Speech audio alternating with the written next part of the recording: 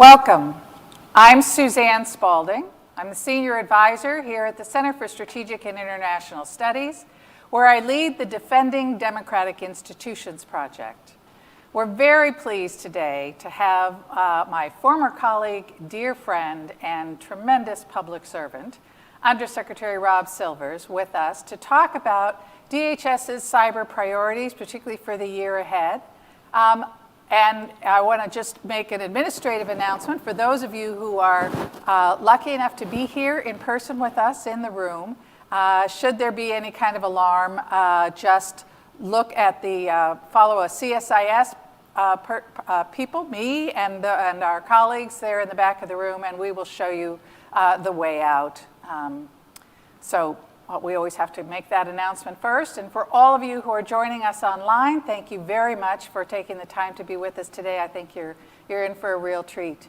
Rob Silvers' formal title is Undersecretary for Strategy, Policy, and Plans at the Department of Homeland Security, and that's a big job, as you might imagine. He is responsible for driving policy development and implementation across DHS's very broad range of missions, including counterterrorism, cybersecurity, our topic for today, infrastructure security, closely related, and resilience, border security and immigration, international affairs, and trade and economic security. Rob and I first worked together when I was the Undersecretary at DHS, leading the men and women working on the security and resilience of our nation's critical infrastructure, cybersecurity, as well as physical and natural disasters. He was somebody whose excellence had been recognized, and he had moved up through the department. He had worked initially at U.S. Citizenship and Immigration Services with now Secretary Ali Mayorkas, who brought him with him to the front office when he became the Deputy Secretary of DHS and asked Rob to come and be his Chief of Staff. He then went on to be the acting Chief of Staff for the Secretary at the department and went back into private practice at the end of the Obama administration.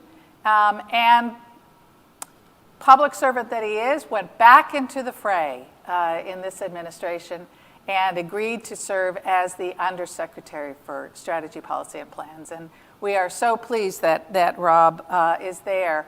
He brings to this position then that experience in the private sector, where he was a partner at Paul Hastings.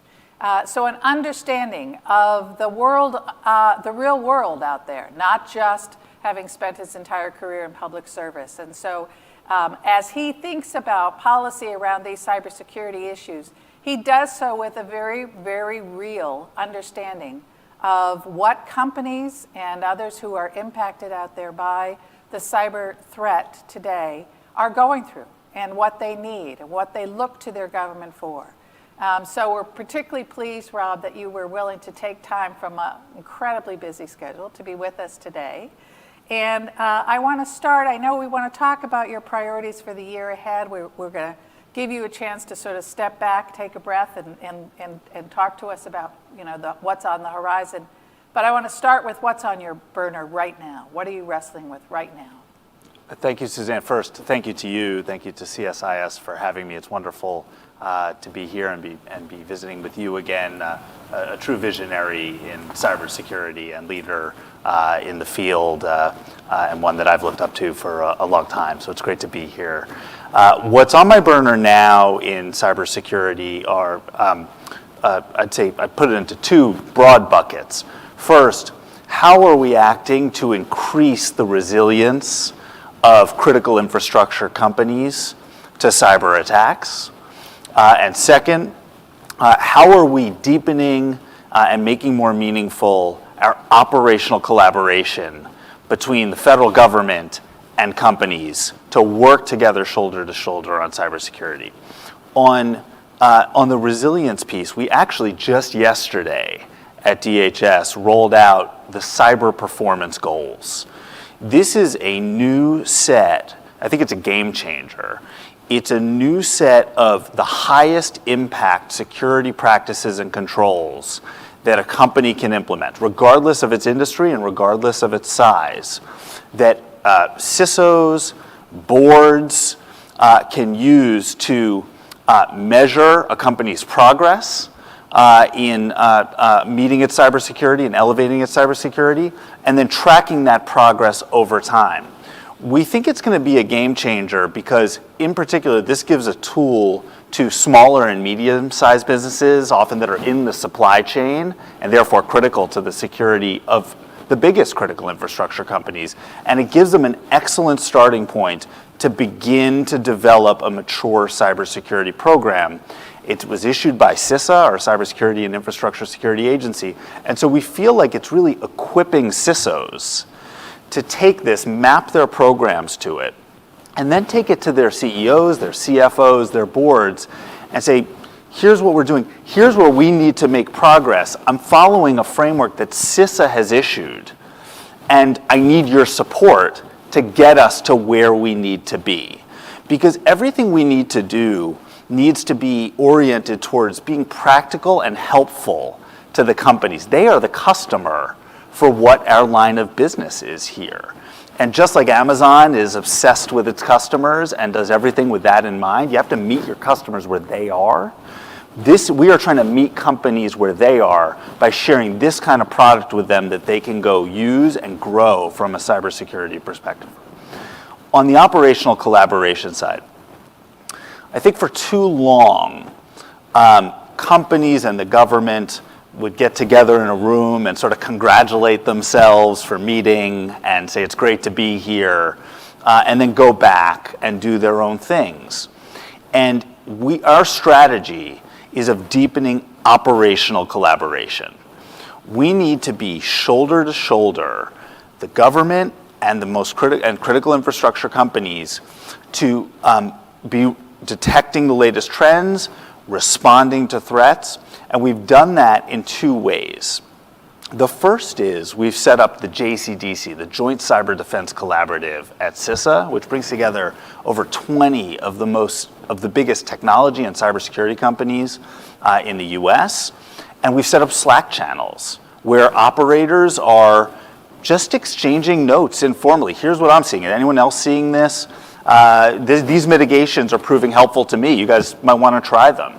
And that helps those companies, certainly. But then what we're doing at CISA is drawing up the best from that and sharing it out to the rest of the community so that everyone can have the benefit of that. And then so that's what we're doing operational collaboration for: real-time incident response, preparedness. Then we have something on the back end of incidents called the Cyber Safety Review Board, where we're bringing together leading lights from the private and public sectors to do after-action reviews of the biggest cybersecurity incidents to develop lessons learned from the community and do fact-finding to see what happened. So these are the things that are on our burner right now. Yeah, outstanding. So I want to get into some of those, particularly sort of do a little deeper dive. But I think for some of the folks that are watching, it might be a little confused about, I'm talking next week to Jen Easterly, doing a similar fireside chat, the director of CISA, the Cybersecurity Infrastructure Security Agency. She's going to be talking about these cyber performance goals and the JCDC, et cetera. So it might be helpful to talk about how your office at policy relates to what the work that CISA is doing relates to CISA, and frankly the other parts within DHS that are involved with cybersecurity as well. Like how do you see your role and how you interact with these other parts within DHS, and then how you interact with the other parts of the government that are also working cybersecurity? Absolutely. So cybersecurity, just like it's impacting every company, it's impacting every agency, and it's impacting every agency at the Department of Homeland Security. CISA, of course, is our quarterback for critical infrastructure cybersecurity and all the operational work that goes into that. We also have the Transportation Security Administration, TSA, or the Coast Guard, which are really important regulators in critical sectors, our transportation sectors. And we've seen regulatory activity, light touch, smart, targeted regulations over some of those sectors over the last couple years that we've driven to make sure that our rail networks, our aviation system, our oil and gas pipeline system are held to minimum baseline standards to ensure that they remain operational so Americans can get gasoline and can get from place to place. The American people expect that. My office, the Office of Policy at DHS, is the nerve center of the department that connects all of that. We bring together CISA's operational expertise in cybersecurity across sectors with our sector-specific regulators. And we devise plans and strategies that everybody can then go march out and deliver on. So for example, when we have incidents that impact those regulated sectors, like pipelines, we're working together to bring the best of all elements together. And my office is the one that can sort of step back from the day-to-day operations and say, here's the direction of travel we need to head in to make sure we're really elevating cybersecurity across this country. Yeah, great. And it does seem to me that this Cyber Incident Review Board is a perfect example of that, the importance of having somebody who isn't putting out the daily fires, who can step back and say, okay, what have we learned from this? You and I talked when this was first being developed and rolled out that a lot of people were talking about this as the National Transportation Safety Board for cyber. But there are really important differences. That's at best an imperfect analogy. Do you want to talk a little bit more about this review board and why it maybe isn't as helpful for people to think about it as the NTSB for cyber? Yeah, absolutely. So there are some similarities, but there are also important differences. For those who don't know, when there's an air accident in this country, the National Transportation Safety Board for decades has dispatched expert teams to find out what happened, deliver an authoritative report of what happened, and to make recommendations to the aviation industry of how to prevent recurrence. We've never had anything like that in cybersecurity. When there's a really bad cyber incident, who is looking at that, not just for the purposes of the victim company or for a regulatory investigation or a criminal investigation, who's looking at what happened there to then share those lessons with the whole community so everybody else can raise their tide based on the lessons learned? That is what the Cyber Safety Review Board is now doing. And we're doing it as a true private-public initiative. Half the members are from the private sector and half the members are from the key federal agencies in this space. I'm very pleased to chair this board. The other federal members are, for example, Chris Inglis, the National Cyber Director, the heads of cyber at the NSA and the FBI. And then on the private sector side, you have founders of the biggest cybersecurity companies, the world's leading expert in vulnerability disclosure and management, the head of a prominent incident response firm. And so it is a set of luminaries coming together, and it's not about regulation, it's not about punishing anyone, we don't have any authority to punish anyone. It is truly about, so it's not about accountability, it is truly about lessons learned and let's do better going forward. And we just completed over the summer our very first inaugural review on the Log4j vulnerability, the worst, most serious software vulnerability ever discovered, and which triggered probably was the biggest mass-scale incident response ever in history because virtually every organization was impacted. And we came out with 19 actionable specific recommendations, some to federal agencies, some to CISOs and network defenders, some to the academic community. We advised universities and community colleges, it's so great that you have all these computer science certification and degree programs, but it's really important you have a required cybersecurity component of those because you need to have secure coding practices in the minds of those who are writing code in the future. Log4j had this vulnerability, and we want to prevent that as much as possible. So we advised all colleges and universities to have a required cyber component. So it was a really broad-ranging. The report landed really, really well, and amazingly, we were able to engage and get information and interviews and data from over 80 companies across critical infrastructure sectors and security researchers, cybersecurity companies. So the community interest was really strong. And it was really a proof of concept.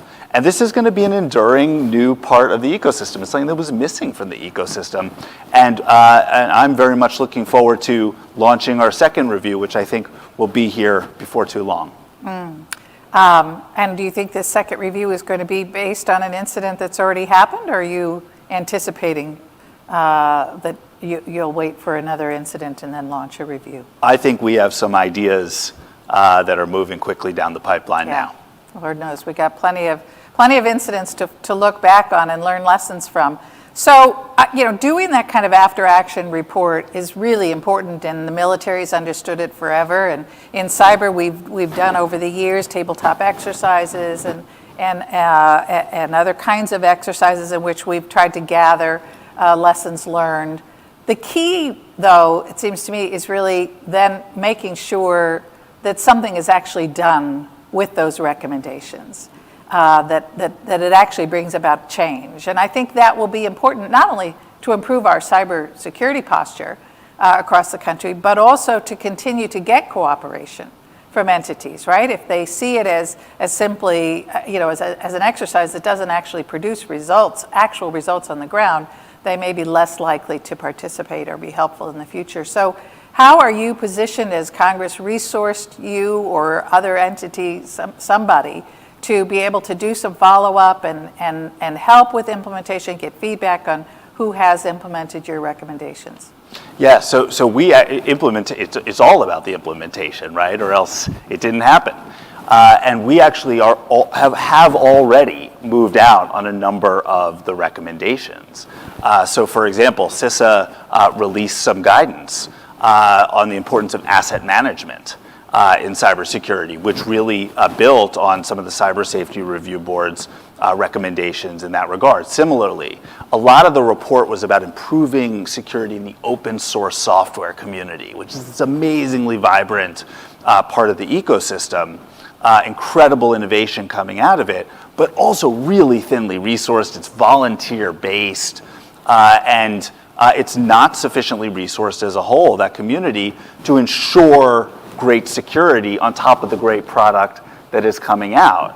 And we said those with companies with resources that use and incorporate open source software need to give back in. They need to allow their development teams to spend time on maintaining and improving the security of open source software libraries. So at DHS, we've now allowed our development teams to do that.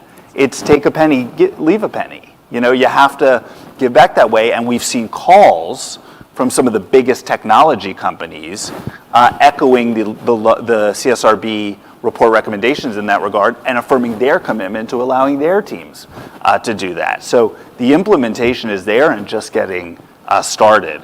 And yes, this is a new start, and so we need to build and sustain the Cyber Safety Review Board. So we are building out permanent staff. We've hired. We're going to be talking with Congress about how we can work together on appropriations and the like to really cultivate this. And the enthusiasm has been really, really high. Oh, that's great. Yeah. That's great. Well, you got off to a strong start with a really good use case. So well done.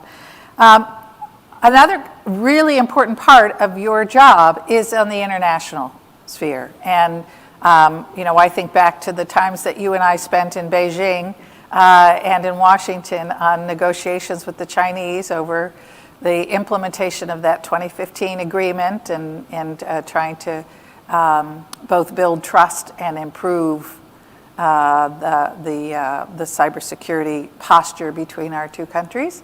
But I know that this is a big part of your job now.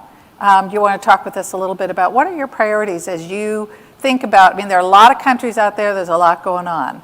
How do you prioritize where you put your time and attention on the international front?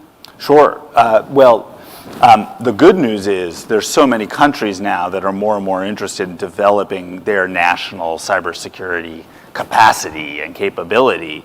That also creates challenge, right? To resource all that. And what we do is we really assess what are the highest impact plays that we can make to work with international partners to elevate cybersecurity. So, for example, I was in Israel earlier this year, and we signed an agreement with my Israeli counterparts on jointly funding cyber research and development in spaces that we felt like may not be getting as much attention but needed it. So, for example, we are now issuing grants to companies that are focusing on areas like cybersecurity for small and medium-sized airports and seaports. Because really important but thinly resourced, may not get a ton of attention in the market, but can have some kind of disruption can cause devastating effect to a local or even a national community. And so we're looking for very practical things we can do. Also on the diplomatic engagement front, you know, you mentioned China. We are in a really competitive environment where we are trying to influence other countries not to fall into the trap of building their entire economies and societies around Chinese-controlled technology infrastructure.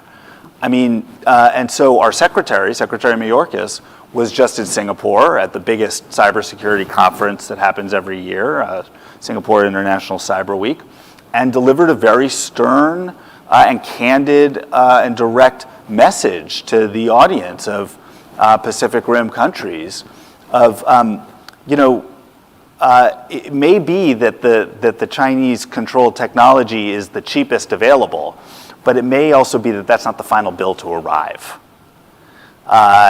What happens 5 years down the road, 20 years down the road, when the government of the People's Republic of China has that kind of influence and ability to pull the rug out from under your entire society? And is that a risk you want to take on?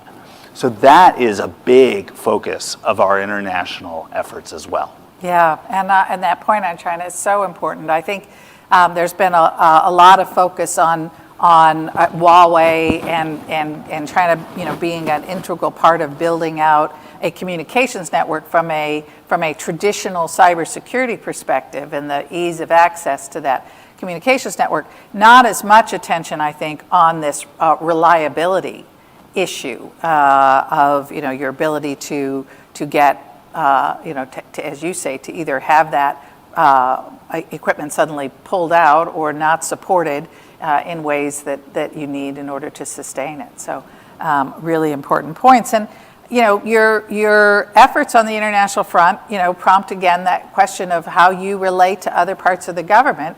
We now have, for the first time, an ambassador at large for cyberspace and digital policy at the Department of State to kind of coordinate international efforts across the government, come up with strategic plans for that.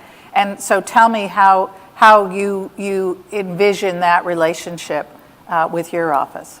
Yeah, so Nate Fick is in as the first ever cyber ambassador at large, Senate confirmed at the Department of State, and that is a great development. That's a great development for everybody.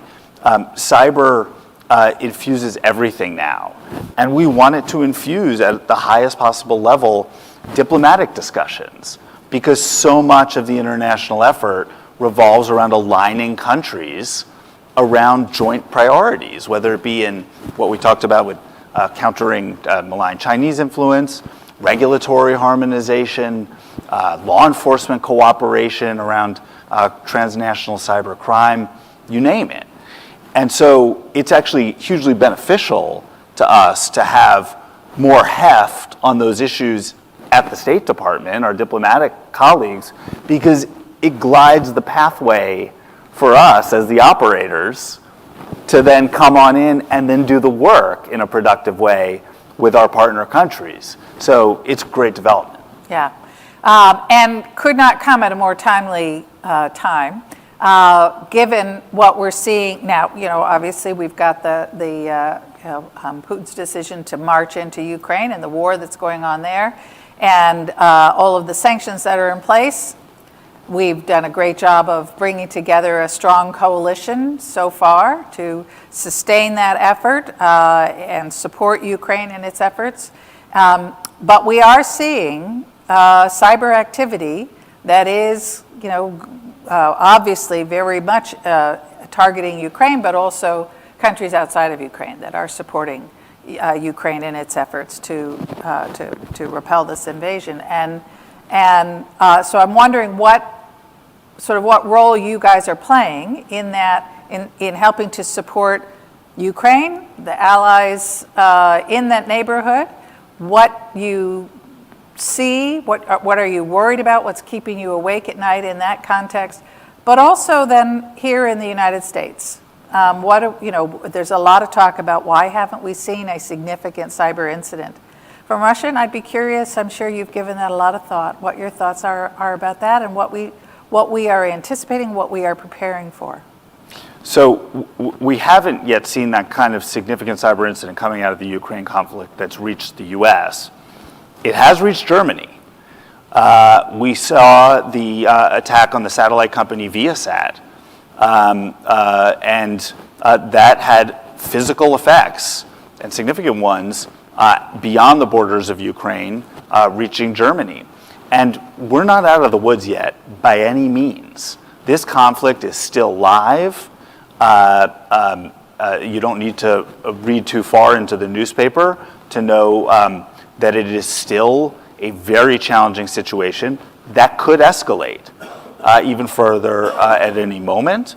And so we need to remain incredibly vigilant here at home. We launched something called the Shields Up campaign when it was clear that this invasion might happen. That campaign, led by CISA at our department, is the broadest reaching public awareness and outreach campaign ever in history, led by the federal government with industry. I mean, the number of classified, unclassified briefings that we have given to network defenders across our economy is breathtaking. It's amazing. The amount of information, intelligence that we've been able to rapidly declassify so that we can share everything we know with network defenders is completely unprecedented and sets a new model. And so shields remain up because this conflict is still ongoing, and it's something that we're sharply vigilant to. And so that's just the new normal. Yeah. Well, it's interesting that you say that. I mean, and we'll get into this a bit more with Jen Easley from the operational side next week about Shields Up and how sustainable is it. But you use the words a new model and the new normal. Certainly, I hope with respect to the declassification and the sharing of sensitive information that network defenders need, I certainly hope there will not be backpedaling on that, and that is indeed a new model, something we've been striving for quite some time. I think clearly there's a challenge with other elements of that Shields Up in terms of operational tempo that will be hard to sustain over the long term. But you and I lived through this, so many conversations in the counterterrorism context, right? Going back to the, before our time, the color-coded, were we ever going to come down on that heightened alert level? But even when we were there, lots of discussions about how to messages to the American public and how do you ratchet things back down so that you can ratchet them back up. I think that is, I'm sure those conversations are happening around Shields Up. Absolutely. And, to something you mentioned there, Suzanne, I mean, CISO burnout, CISO fatigue, that is a real and serious phenomenon. We are asking so much of our network defenders, and they're just people like the rest of us. And look at 2021. That year started with solar winds having just been discovered. So every company kind of scrambling of, am I impacted? You then have the Microsoft Hafnium attack in March or so of 2021, really consequential and wide-ranging breach. You then have Colonial Pipeline in May.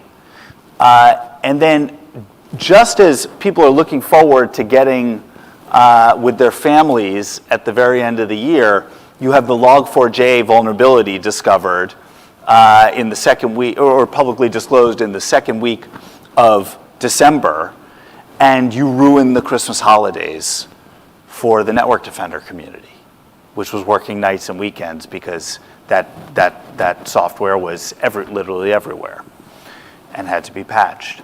And so we have to be mindful and real about asking people to do more, be even more ready. I mean, the truth is, if you're a critical infrastructure company, you always need to be ready. So yes, we need to think about how we talk about these things. We need to talk about it in a way that helps companies.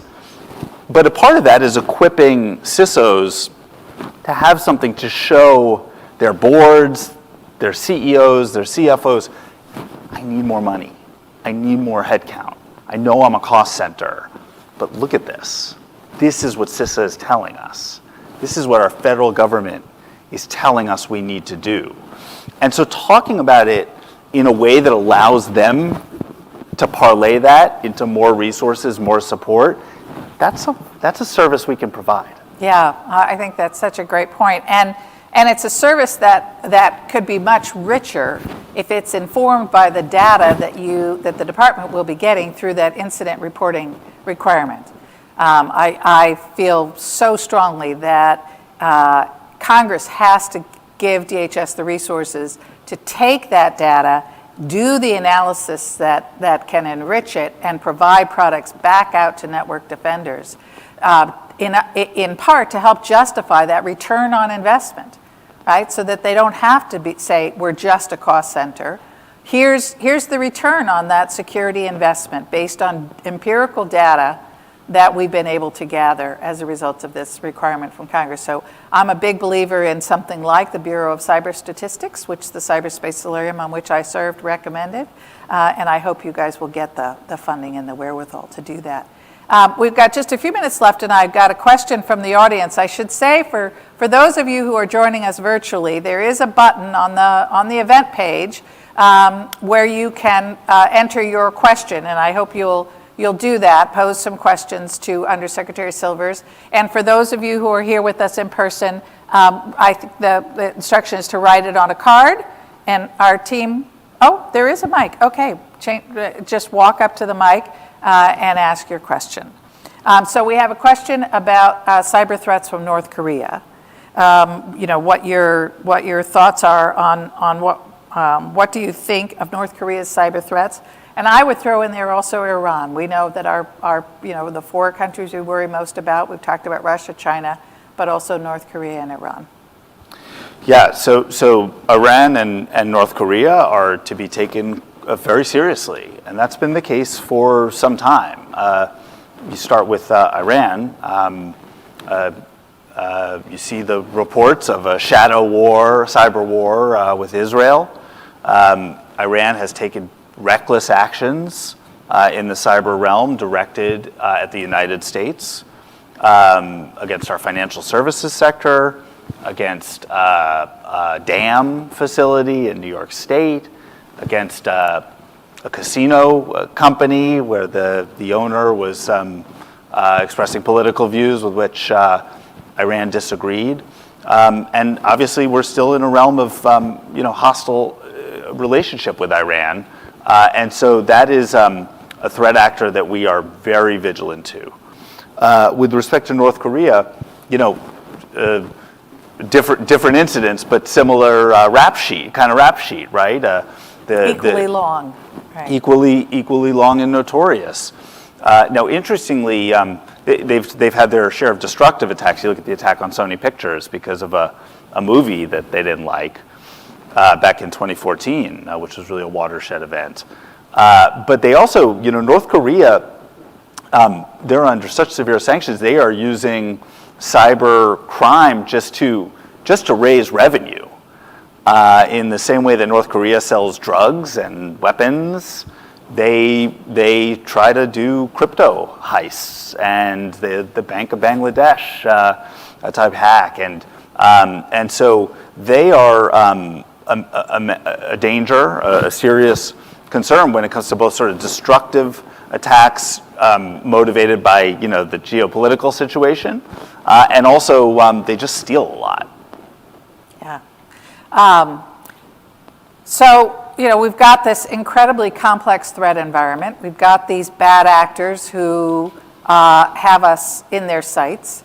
I will tell you that what is keeping me awake these days is the elections, both those that are coming up, that are ongoing now in many states, and the elections in 2024, and the prospect for foreign malign influence operations, not just the prospect, the ongoing foreign malign influence operations, including those that are cyber-enabled.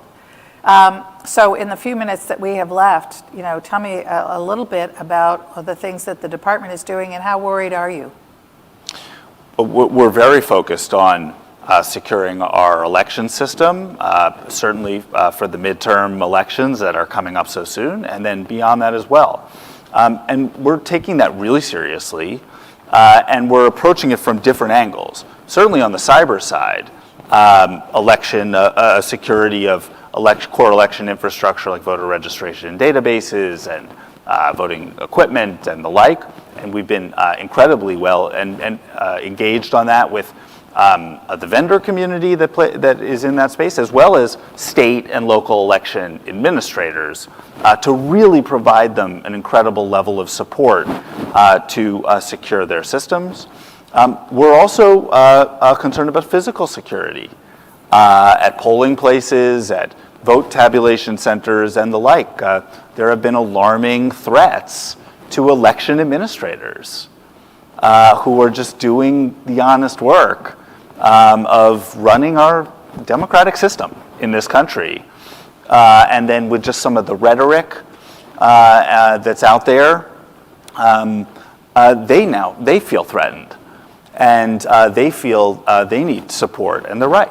And so we've been doing a lot to provide training and support and guidance to state and local election administration authorities for protecting their people and protecting their facilities. So this is something we're all in on.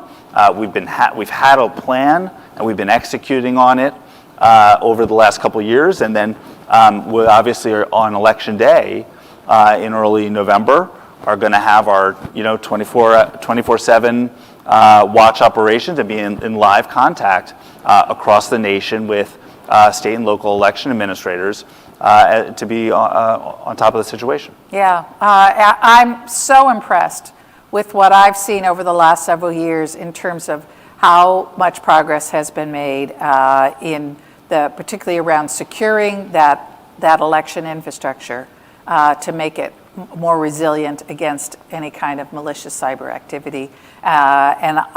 Based on everything I've seen, I feel very confident that between DHS and the election officials at the state and local level, that is indeed well in hand.